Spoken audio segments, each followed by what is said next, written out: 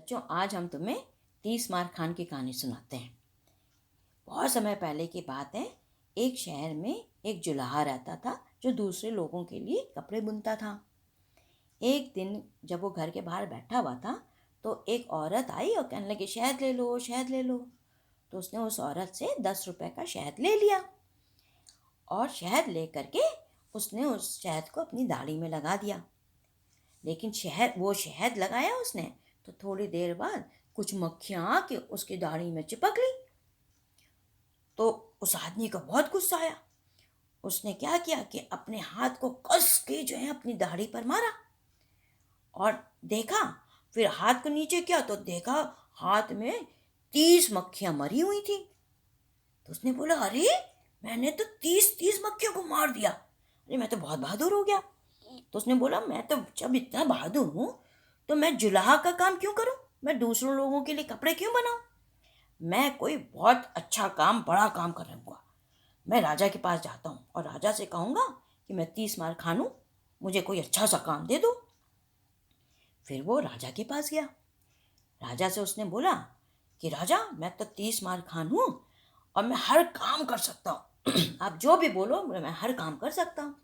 तो राजा ने बोला, अच्छा ठीक है, तो तुम कितना पैसा लोगे? तो उसने बोला, मेरे को 1000 रुपया दे देना और मैं आपके लिए काम करूँगा, आप जो बोलोगे मैं हर काम कर लूँगा।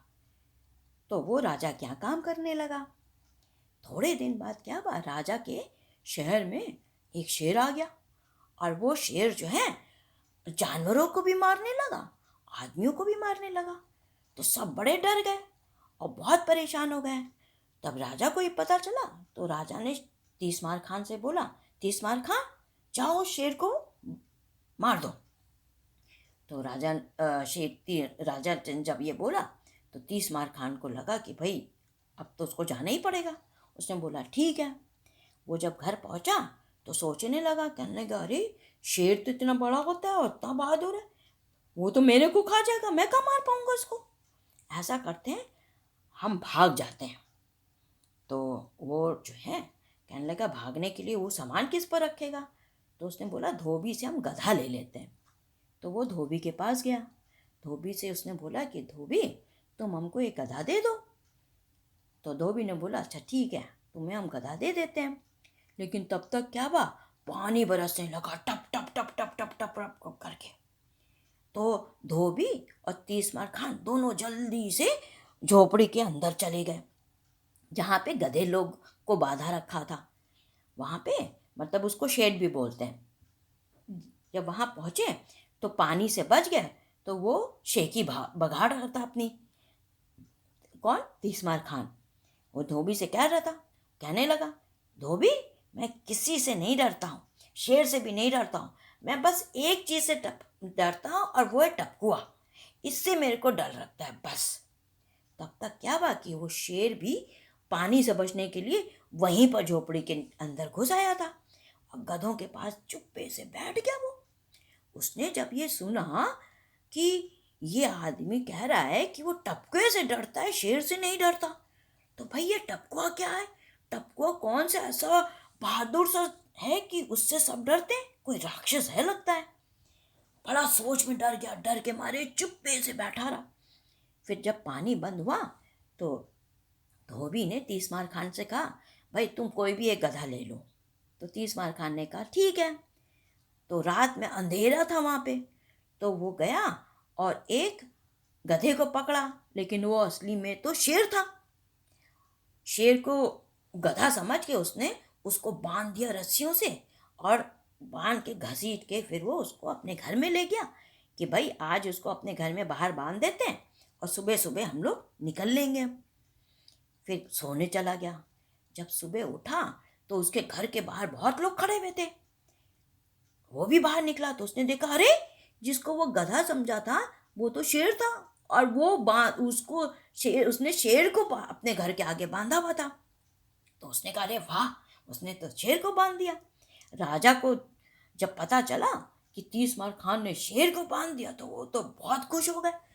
उसने बोला, अरे वाह, क्या बढ़िया बात है, 30 मार खान तो वाकई बहुत बहादुर है। उसने उसको ढेर सारा पैसा दिया और खुशी खुशी जो है चला गया। अब तो शेर भी खत्म। फिर थोड़ी दिन बाद ऐसे ही चलता रहा। लेकिन क्या हुआ कि कुछ दिन बाद दूसरे वाले राज्य से एक सेना आ गई। उसने उस पर हमला कर दिया।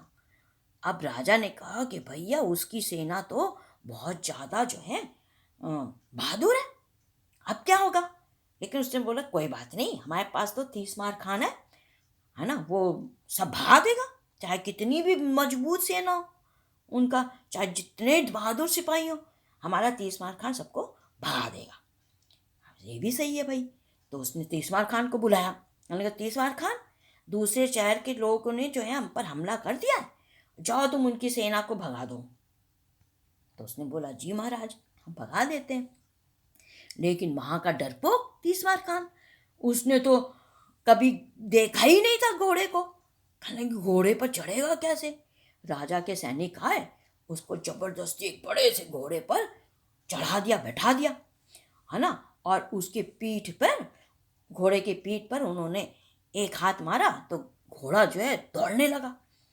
अब भैया 30 मार खान की हालत पतली, डर के मारे कांपने लगा। भैया अब तो गए हम काम से, भैया हम गए काम से।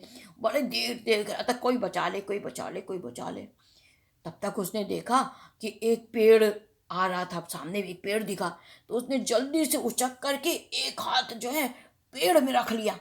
लेकिन पेड़ क्या था ना कि पानी बरसा था तो पेड़ कच्चा हो गया था। तो उसने जैसे ही पेड़ को पकड़ा तो वो पेड़ ही पूरा जड़ सहित उसके पास आ गया, उसके हाथ में आ गया। और घोड़ा चलता जा रहा है, वो पेड़ को लिए भी चलता जा रहा है।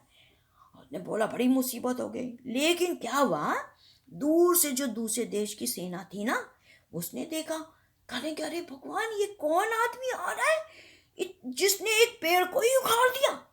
अगर इसने पेड़ को उखाड़ दिया तो भैया ये हमको भी मार डालेगा। तो हमने कहा भैया मार डालेगा तो इस मरने से तो अच्छा भाग लो।